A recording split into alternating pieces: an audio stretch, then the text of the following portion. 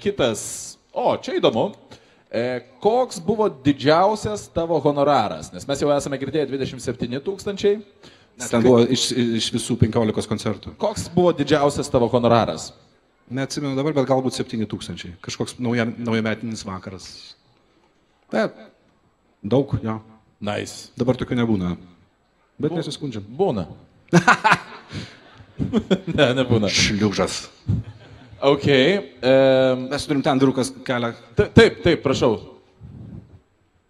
Mes... Gal garsiai tiesiog. Taip, čia, va tenais yra bičias, va.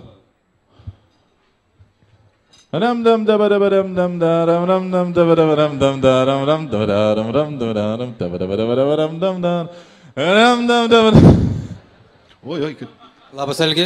Labas, sveikas. Sere. Algi, už ką buvai kadais išbaninęs iš Facebooko Paulių Ambrazevičių? O, čia labai gerai, labai geras klausimas, ačiū labai. Jo, paaiškinsiu, kaip ten buvo. Kai humoro klubas buvo dar savo embrioniniai stadijoje ir kai aš visiškai, manau, pelnytai juos kritikavau, įvyko susipykimas tiesiog su Paulium ir dar su vienu, kuris skirtingai nuo Pauliaus yra nelabai psichiškai sveikas žmogus. Bet aš neminėsiu pavardės tik to. Tai Paulius jaunatviškai sureagavo į mano kritiką, nes mano galva buvo neteisinga užsipulti žmogų, kaltinti žmogų prostituciją. Ir aš kritikavau tada amžinatilsį Modestą. Ir tada humoro klubo dalis supyko ant manęs. Ir tuomet tarpe buvo ir Paulius Ambrazevičius. Ir ten buvo tokie pykčiai. Bet po to mes susitaikėm ir viskas ok. Ok. Ačiū labai už atsakymą. Tau ant užpakalio dar vienas. Ramu. Gerai. Klausimas. Tu atrodo kaip Santa Klausas surinkęs visus vaikų prašymus. Taip. Turi fetišą Citroenams? Klausimas iš 2 dalių. Turi fetišą Citroenams, klaustukas? Tau stojasi nuo jų? Čia yra toks dažnas man tas citroenizmas. Man patinka Citroenai labai, aš visą laiką jais važinėjau, bet man patinka ne tik jie, man patinka daugybė kitų brandų. Aš mielai turėčiau Maserati, Jaguarą, Bentley. Bet esi bomžas. Tai negali sau leisti. Jo, man patinka Citroenai, džiauriai. Papasakokite plačiau apie Opel Ascona, skliaustose Oksana, Aldonas. Ten fikcinis personažas, fikcinė mašina, jos nėra, mes ten kažkaip su Šapu ekspromptu sukūrėm, kad Budulis turi sportinę Opel Asconą. Tai čia tik tiek. Įsivaizduojate tokį galviją, kuris turi sportinę Opel Asconą, turint omeny, kad sportinio Opel Ascono, man atrodo, nėra.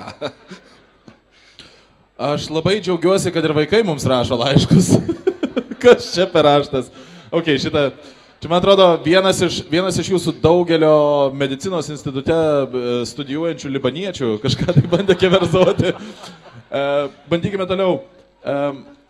Ar negalvojat, kad jūsų bajeriai turi kažkokią blogą lemtį? Pavyzdžiui, Karabasas Barabasas, pornografijos rašytoja, tas iš Seimo su ūsais ir akiniais.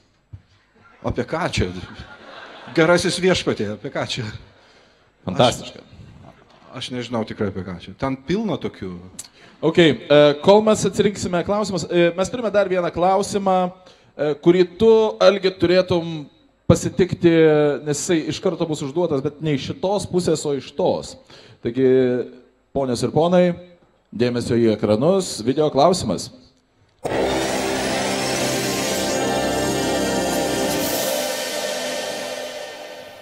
Jo, hip-hop, jo. Algi, atsakyk man į vieną klausimą. Koks turėtų būti grafiti, kad tu jo niekada neuždažytum, neužpaišytum, o to bičo, kuris nupaišė, niekada gyvenime nepersikatum? Atsakyk. Čia, man atrodo, kad tu galėtum atsakyti freestyle rapo ritmu.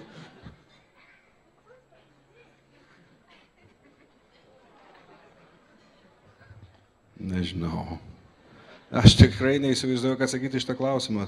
Tiesiog, kai Šapauskas rapuoja, tai jis mane padaro iš manęs kraliką, kuris žiūri į smauglį vienai minutiai. Žinot, yra fenomenas, kai nupaišai keletą linijų ant žemės ir paguldai vištą ant žemės ir tokiu kampu, kad jinai matytų tas linijas, višta, čia rimtai, minutėje ar kažkiek laiko sustingsta. Tai aš po šito klausimo jaučiuosi panašiai. Ok.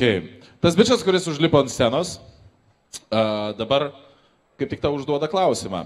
Algi, ką patartum jaunam pasimetusiam gėjui, kuris bijo prisipažinti tėvams? Ne. Ne, iš tiesų klausimas yra toksai. Algi.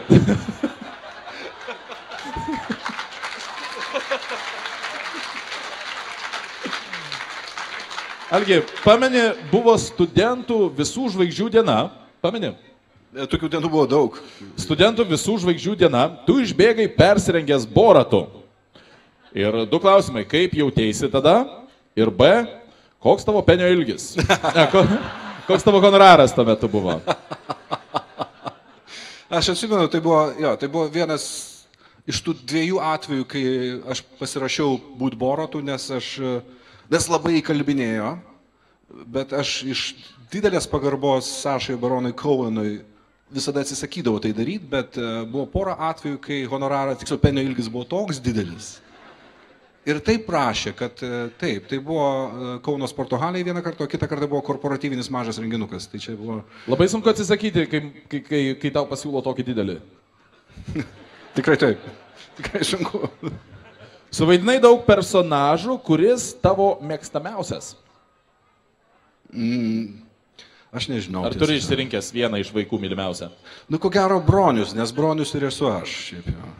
Nežinau, man patinka, masonas man labai patinka. Man irgi. Indokrinacija viso to, žinai.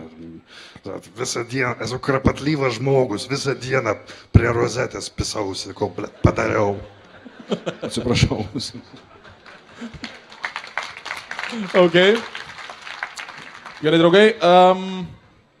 Mes turime dar vieną, jau galima, jeigu leisim, video klausimą. Jep.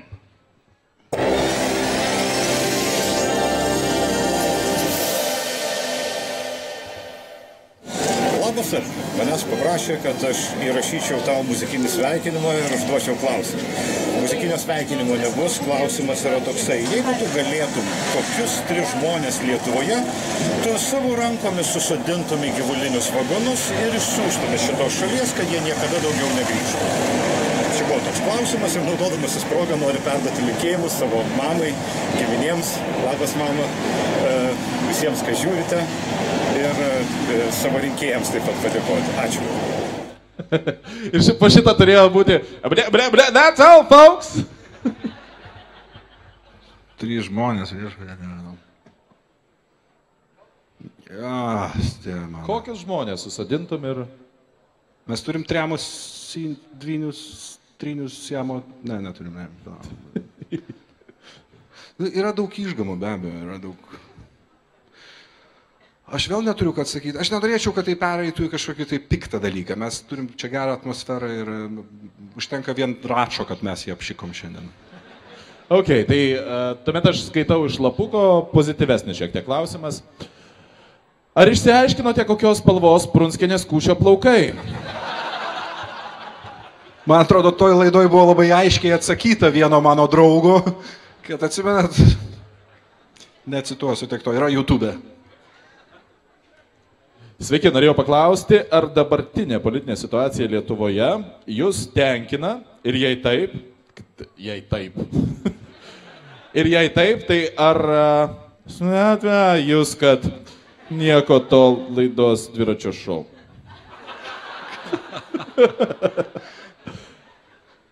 Kad yra...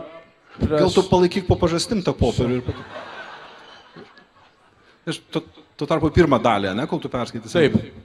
Tai politinė situacija Lietuvoje yra geresnė negu gali atrodyti. Norėtųsi, kad tai būtų dar geresnė, bet viskas pažįstama lyginant ir kontekste kitų ES naujokų, mes atrodom gana neblogai ir aš esu labai optimistiškas mūsų šalies ateitimi. Ok. Ei, patriotai, nu. Algi, šnekėjai apie mokytoją su peruku. Ar nepavydė? Aš pasakysiu, kas jai nutiko, kad jau užėjo kalba. Aš ją po to užmušiau ir pasėmiau jos peruką, bet nuo tada pradėjau rasti savo stalčiuose išmatas, tai aš tą peruką sudeginau. Nužudęs drakoną, tampi pats lietuvių kalbos mokytoja. Papasakok anekdotą apie šokoladinę statulą. Gal nereikia. Gerai, trumpai. Reikia ar ne? Gerai. Opa. Aš, žodžiu, labai išbandykit šitą anekdotą kompanijoje, kuri mano, kad jūs pasakojate rimtai gerą anekdotą. Tai labai gerai veikia. Eina mišku, bet reikia ilgai pasakoti, aš sutrumpinsiu, aišku. Eina mišku vokietys, rusas ir amerikonas.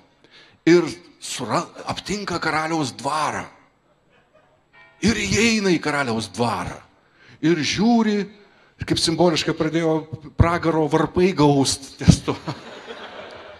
Ir žiūri, ten tam dvare stovi šokoladinė statula.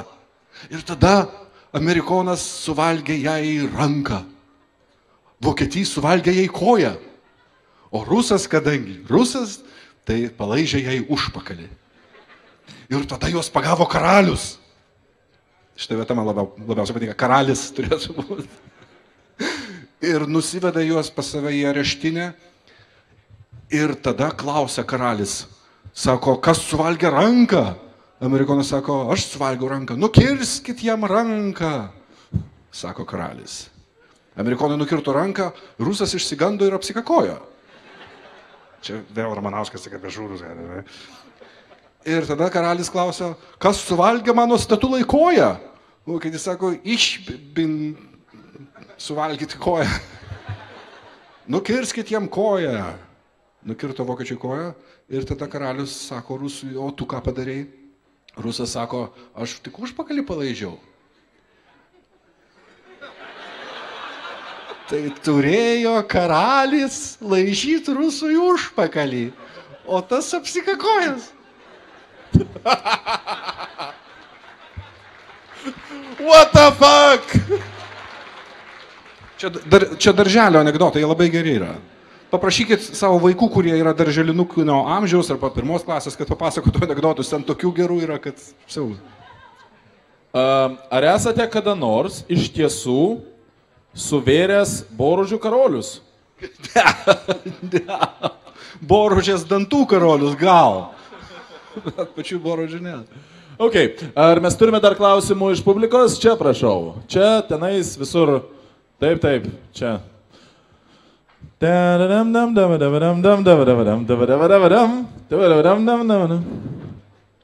Taip. Algi, esi vienas stipriausių ir rimčiausių išsivartymo iš gaidžio meistrų. Tai jeigu būtų Lietuvos išsivartymo iš gaidžio varžybos, tai kas rimčiausi konkurentai būtų? Aš matai nelabai suprantu, kas yra išsivartyti iš gaidžio. Matai, kur aš iš tavo kompleksijos tau niekada nenorėčiau išgirsti šito klausimo už kalėjimo sienų. Išsivartymas iš gaidžio tai yra, kai... Aš atsiprašau, tu papasakok. Tiesiog rimčiausias Facebooko, nežinau, laido riteris. Tas, kuris turi daug žodžių. Ir klausimas? Ir klausimas, kurie būtų stipriausia išsivartyti. Su kuo pasikapoti geriausiai būtų, ne? Aš taip supratau. Yra tai kas tie kiti konkurentai. Tarko, su kuo tau atrodo, tau būtų sunkiausia kapotis? Toks žmogus dar negimė. Nežinau, aš matai, kai yra koks nors hateris, kuris pavaro ką nors, tada aš jam pavarau atgal ir jį blokuoju. Tai toks ir išsivartymas iš gaidžio, aš nežinau. Tai va, Marius rašo gaidy sek linijas. Kaip sakai? Marius rašo gaidy sek linijas. Ha. tokių nesąmonių nežiūriu ir nesiklausau, o dar Ramanausko. Čia vis plauna dabar jau komentarai, žinokite. Aš pasakiau, dabar jau komentarų yra, tipo, kur daug. Sabakų sabaka, jokios kultūros neturi, siunčia paskutiniais rusiškais žodžiais net pensininkus, net Net pensininkus. Pensininkus, kaip ir buvo galima tikėtis, parašyta su C.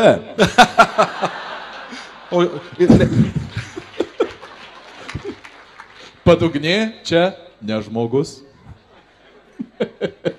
Kaip tu jautiesi, kai tu gauni hate mailą? Nes aš įsivaizduoju, kad žmogus su tvirta nuomonė Lietuvoje yra visų heiterių tiesiog pasimėgavimas yra. Tai aš pavyzdžiui, aš įsivaizduoju, kad 3 labiausiai heitinami žmonės Lietuvoje, tai esi tu, Raulis ir Šalčiūtė. Ir Šalčiūtė. Aš negaunu hate mailų, nes aš esu, mano elektroninio pašto nežino niekas. Gal nori pasakyti dabar visai Lietuvai? Ir surenkti geriausio hate mailo konkursą. Salciūtė, Fiškirų. O Facebook'e aš blokavęs, man gali rašyti tik draugai. O, aš tavo draugas tada. Tu po šio vakaro nefiga. Ok, draugai, ar turime dar klausimų iš publikos? Taip. Aš norėčiau klausti, ar nuodus valgote ir natrio gliutomatą? Nuodus ir natrio glikomatą? Gliutomatą. E621. Aš, tarp kitko, šiandien mes, kai atvažiavome į Kauną, mus maloniai nuvedė į vieną vietą, aš nesakysiu, kuri tai vieta, tik tau. Ten mes šiaip gerai pavalgėm, bet buvo juokinga situacija, aš sakau, gal jūs turit Coca-Colos? Ne, sako, ne. Sakau, tai gal Pepsiko? Ne, mes tai tokių fantų, jokių kolų neturim. Čia kitokie žmonės vaikšto. Ir tas restoranas buvo šiaip jau apytuštis. Tai kitokie žmonės, kur ten vaikšto, kažkaip tai nebuvo. Ne, bet ten buvo šiaip skanus maistas, aš vėl nematė. Man keista, kaip žmonės šiais laikais ir dar suaugę žmonės, ir dar kartai žmonės su medicininiu išsilavinimu visiškai rimtai sako, kad vanduo su cukrum ir su dažikliu, kuris niekada nebuvo įrodyta, kad yra kenksmingas, ir su šiek tiek kažkokios tai rūgšties, yra kenksminga. Ir būna pilna žmonių, kurie rimtų veidų sako, yra netgi teorija, kad Coca-Cola išeina iš organizmo tik per 96 metus. Aš girdėjau tokią beprotybę, rimtai. Tai aš visą tą žiūriu labai paprastai. Viskas priklauso nuo saiko. Ir tu gali numirti nuo vandens ar nuo bulvių maišo, jeigu tu išgersi cisterną ar bulvių maišą. Tai viskas. Ok, mes turime dar tenais klausimą. Seras kelia ranką. Tai seras, kuris su... Geltona lyderio maikė. Su akis gadinančia maikė, tai mes paklausime iš karto po to, o dabar va. Sveikas, Algi. Turbūt didžiausi ir populiariausi tavo personažai gimsta kaip parodija iš tų žmonių, kurie yra tarp mūsų. Tiek aktualai sugrįžta. Ar yra kažkoks personažas, kuris numatytas, bet dar laukia savo eilės? Ar kažkokia žmonių grupė, kurią nori parodijuoti? Aš turiu vieną pasiūlymą, ką galėtum parodijuoti.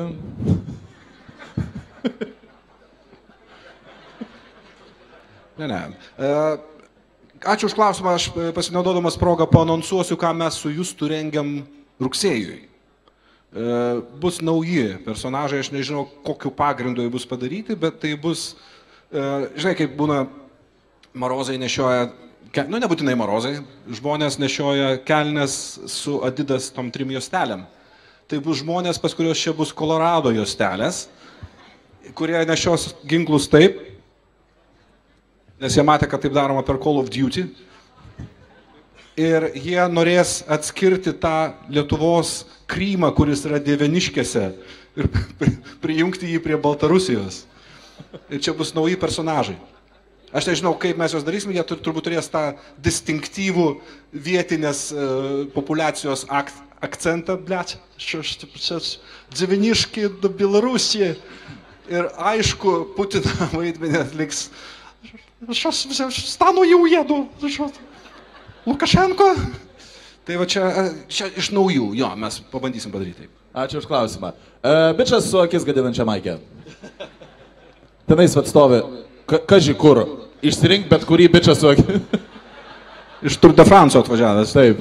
Aš jau užsirašiau klausimą ant savęs, bet manęs nieks net nešė į sceną, tai žinot, reikės pačiam klausti. Tai norėjau paklausti apie politiką, kai domitės, kuris jums protingesnis vyras į Seimo atrodo, ar Gražulis, ar Graužunienė? Ačiū už klausimą. Matot, labai daug buvo piltant tos vargšės Graužinienės, kad net jos gaila. Aišku, jinai yra absoliučiai neigiamas personažas, turint omeny tą siaubingą partiją, su tais vokelių šleifais ir klauninimus ir panašiai, bet aš jums turiu pasakyti, kad Gražulis yra žymiai pavojingesnis ir šudinesnis žmogus. Ta prasme, kad jūs pamatytumėt jį normalioje aplinkoje, ne televizijoje. Jis kažko panašus į Algirdą Paleckį. Jis elgiasi visiškai racionaliai ir normaliai. Jis yra attention whore. Kai tik kamera atsisuka į jį, jis pradeda šokinėti, trypčioti ir panašiai. Showtime. Jis yra toksai. Ir jis yra, mano galva, žymiai prastesnis variantas negu Graužinienė. Dar vienas dalykas, aš tą progą norėčiau jūs informuoti, kad mes turim šiokią tokią grėsmę mūsų demokratijai, aš paaiškinsiu, apie ką aš kalbu. Tokie Gražuliai, Račai ir panašus, pasinaudodami demokratinę mūsų valstybės sanklodą, išnaudoja visus įmanomus būdus užgniaužti laisvą žodį. Net jeigu tas laisvas žodis kartais būna per aštrus ir per nešvankus, bet tai yra kaina, kurią mes mokam už demokratiją. Tas pats Timūras Augucevičius, žinių naujienos iš Lietuvos ryto, dar keletą žmonių, aš nemanau, kad aš turiu teisę minėti jų pavardės, esame ne tai, kad tampome į policiją, bet mums tenka kartais ateiti į policiją arba į prokuratūrą, kur jaunas, besišypsantis prokuroras, kuris sako, ponas Algi, aš ant jūsų kasečių augau, bet, supraskit, mes turim ištirti šitą dalyką. Ir turim aiškintis dėl to, kad koks nors Gražulis pasijuto įžeistas. Suprantat, ką aš turiu menį? Jie pasinaudoja demokratinę mūsų valstybės santvarką tam, kad stabdytų laisvą žodį. Tai yra siaubinga. Jūs pamatysit šito vaisius dar šiek tiek vėliau, kai tai taps dar labiau vieša. Ok, o tu manai, kur pasibaigia tas laisvas žodis ir prasideda įžeidinėjimai? Kurioje vietoje žmogus gali kitą žmogų paduoti į teismą už tai, ką jisai yra pasakęs? Kiekvienu atveju tai yra atskiras atvejis. Individualu, žinoma. Teismas sprendžia, bet vėlgi mes turim vieši asmenys, politikai, jiems taikoma šiek tiek kitokia apsaugos magnetinis laukas, taip sakant, juridinis, negu kad paprastiems žmonėms. Bet aišku, tu negali sakyti, kad Gražulis valgo vaikus rimtų veidų. Vienok, jeigu tu esi komikas... Turite omeny, kad jis iš tikrųjų šiaip valgo vaikus. Tai tą mes visi žinome, bet... Suprantate, tai, ką mes dabar pajuokavom, akivaizdu, kad yra juokas, bet toks Gražulis, pavyzdžiui, gali rimtai surašyti skundą, pasirašyti jį ne kaip pilietis Gražulis, o kaip Tvarkos ir teisingumo frakcijos seniūnas. Pats turi tiek durnumo, kad parodo, kad jis rašo tą raštą ne kaip pilietis, o kaip pareigūnas aukštas Seimo. Ir paduoti mūsų tami teismą dėl to, kad mes pajuokavom apie tai, kad jis valgo vaikus. Ta riba yra labai plona. Čia būtų geriausias teismo procesas Lietuvos istorijoje, kai mes su tavim turėtume įrodinėti, kad Gražulis iš tiesų valgo vaikus. Įrodyk! Maža to, ne tik, kad juos valgo, bet po to dar juos dispausina pačiu šlikščiausiu būdu. Nužudo ir išprievartauja. Atvirkščiai. Ir dar po to vėl suvalgo. Gerai, dargoji, mes turime laiko dar vienam paskutiniam karūniniam klausimui. Toksai, ne? Nu gerai. Tai va, brangus Algi, mano kambario numeris Kauno viešbutyje yra... ką užvartojai aną kartą, kad netvykai? Geras klausimas.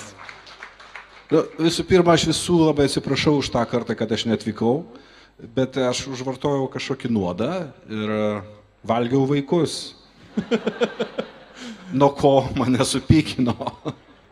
Aš tikrai atsiprašau, aš tiesiog negalėjau. Aišku, tokiais atvejais manoma, kad toks žmogus kaip Ramanauskas būtinai prisigėrė ir negalėjo atvažiuoti. Bet buvo bet jau viskas aš taip kitaip. visiems pristačiau. Iš tikrųjų, aš padauginau heroino tada. Ir jeigu būtų dalinęsis po lygiai, nebūtų padauginęs ir būtumėm dalyvavę abudu. Ar žinojai, kad Mėnulyje buvo atrastas vanduo ir kokią įtaką tai padarys tavo karjerai? Aš manau, kad ten ne vanduo, ten visų lunatikų ašaros. Pirmiausia, ir ačo. Draugai, dėl to, kad mūsų laikas eterėje jau pasibaigė, aš norėčiau, kad visi kartu padėkotumėm šio vakaro herojui Algiui Ramanauskui. Labai ačiū visiems. Ačiū Justinai. Man buvo didelė garbė matyti tiek daug šviesių, fainų veidų. Labai ačiū Jums, labai nuoširdžiai. Gero vakaro. Ačiū Jums visiems, na, o kitokie pasikalbėjimai iš Kauno jau baigė savo transliaciją. Mūsų remia Wolfas Engelman, Kofeinas ir žinoma, mūsų renginiai vyksta dėka, kas vyksta Kaune. Užeikite, palaikinkit, ką nors ir bus gerai. Ačiū Kaunui, kad priėmėt mus taip šiltai. Ačiū Jums labai.